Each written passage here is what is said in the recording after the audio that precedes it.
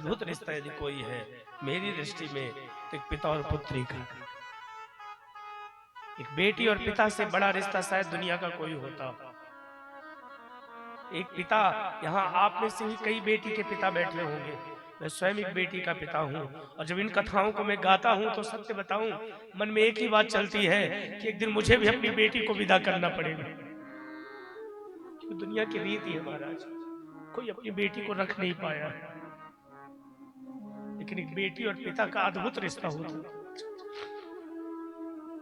एक बार हमको किसी ने कथा सुनाई कि एक गांव में एक किसान रहता था, उसका विवाह हुआ। विवाह के बाद जब बेटी, उसके घर में पहली बार बेटी ने जन्म लिया। बेटी जब 6 महीने की थी तो इसकी पत्नी की तबीयत खराब हुई और किसान की पत्नी का देहांत हो गया। अब 6 महीने की बच्ची को पालना एक पिता के लिए कितना कठिन होगा, आप विचार करो। जिसके मुंह से भी माँ का दूध ना छूटा हो, उस बच्ची को पालना एक पिता के लिए कितना कठिन होगा, विचार करो। लेकिन वो किसान अपनी बेटी को हृदय से लगाकर अपनी बेटी का पालन पोषण करता है। खेत में हल चलाने जाता है तो बेटी को कपड़े से बांध लेता है और खेती करता है। अपने हाथों से बेटी को खिलाता है, अपने हाथों से नहलाता है, एक पल के लिए भी बेटी को अलग नहीं करता, हृदय से लगाए रहता है। लोगों ने कहा दूसरी शादी कर लो, ये पिता कहता है मैं अपनी बेटी को किसी और के हाथ में नहीं सौंप सकता।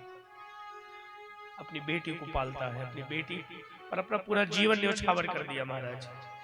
और बेटी जब बड़ी होने लगी तो खूब पढ़ाया लिखाया, खूब पढ़ाया लिखाया, बेटी को काबिल बनाया। और एक दिन विचार करने लगा कि मेरी बेटी अब विवाह के योग्य हो गई है और मैं कितना स्वार्थी हूं कि आज तक बेटी के विवाह की चिंता नहीं। तो इसने अपनी बेटी का विवाह तय किया। और विवाह जब किसी घर में तय हो गया तो एक दिन बेटी से बोला, बेटी आज मैं तेरे लिए गहने खरीदने जा रहा हूँ शहर, और तू चिंता मत करना, मैं शाम तक वापस आ जाऊंगा। और इतना कहकर पिता चला गया शहर गहने खरीदने। और शाम तक जब पिता वापस नहीं आया तो बेटी को चिंता सताने लगी। एक बात बताए, घर समय से यदि पिता ना आए, दुनिया को चिंता हो ना हो, बेटी को चिंता अवश्य होती महाराज। कि आज पिताजी आए नहीं, क्या हो गया होगा इनको, शाम तक बोल कर गए थे, अब तो रात होने चली और मेरे पिताजी नहीं आए। ये बार बार घर की छत पर जाए, बार बार नीचे आए, बार बार छत पर जाए, छत से रास्ता देखती थी कि शायद दिख रहे हो आते, बार बार नीचे आए। रात के 10 बज गए, पिताजी नहीं आए, तो छत में बैठकर ही पिता का रास्ता देखने लगी। रात के 12 बज गए और छत में बैठे बैठे इसको नींद आ गई और छत से नीचे गिरी और इसकी मृत्यु हो गई महाराज। इसकी बेटी की मृत्यु हो गई। पिता जब रात के 12 बजे लौटा तो क्या देखा कि घर के बाहर भीड़ मची थी। और भीड़ हटाकर जब देखा, उस बेटी को देखा जिसको पाल पोस कर बड़ा किया था। पिता के दोनों नेत्रों से झरझर अश्रु गिरने लगे। और ये आज इतना रोया महाराज, जितना इससे अपने माता पिता के जाने पर नहीं रोया, जितना अपनी पत्नी के जाने पर नहीं रोया, आज उतना ये बेटी के जाने पर रोया। आंखों से अश्रु बहते जाए, बेटी के शरीर को हृदय से लगाए कि पिता जोर जोर से रोने लगा।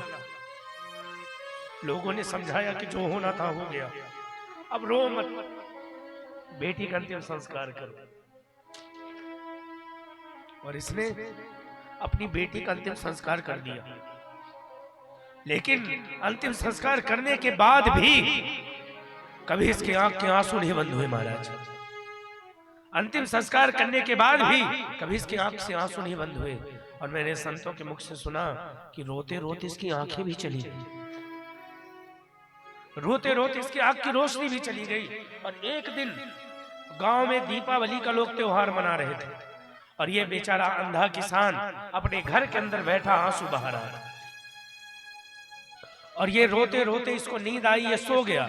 और जैसे ही ये सोया, इसने सोते हुए सपना देखा कि मेरी बेटी मरने के बाद स्वर्ग में है, मरने के बाद मेरी बेटी स्वर्ग में गई है। और स्वर्ग में पता है, स्वर्ग में भी दीपावली का त्योहार मनाया जा रहा है।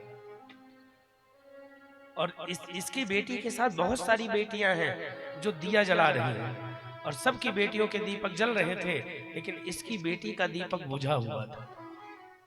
बेटी बार बार दीपक जलाती है सपने में और बार बार इसकी बेटी का दीपक बुझ जाता है। तो इसने सपने में ही बेटी से पूछा कि बेटी, बाकी सबके दीपक तो जल रहे हैं, ये तेरा दीपक बार बार क्यों बुझ जाता है? तो पता है बेटी ने क्या कहा? बेटी ने कहा, पिताजी, जो आप धरती पर इतना बैठकर रोते हो ना, तो आपके आंसू स्वर्ग में आकर मेरे दीपकों को बुझा डालते हैं। आप जो धरती पर बैठकर इतना रोते हो, आपके आंसू धरती से स्वर्ग में आते हैं तो मेरे दीपकों को बुझा डालते हैं। महाराज, एक पिता और पुत्री का रिश्ता होता है। एक पिता जीवन में किसी के सामने सिर नहीं झुका था, लेकिन अपनी बेटी के लिए ना जाने कैसे कैसे लोगों के सामने झुकाना पड़ा था। जिसकी बेटी को दहेज के लिए जलाया गया होगा, उसके पिता की क्या अंतर्दशा होती होगी महाराज, विचार कर। कोई कितना भी बड़ा विद्वान हो, लेकिन बेटी की विदाई के समय आंसू आ ही जाते हैं। सिय विलो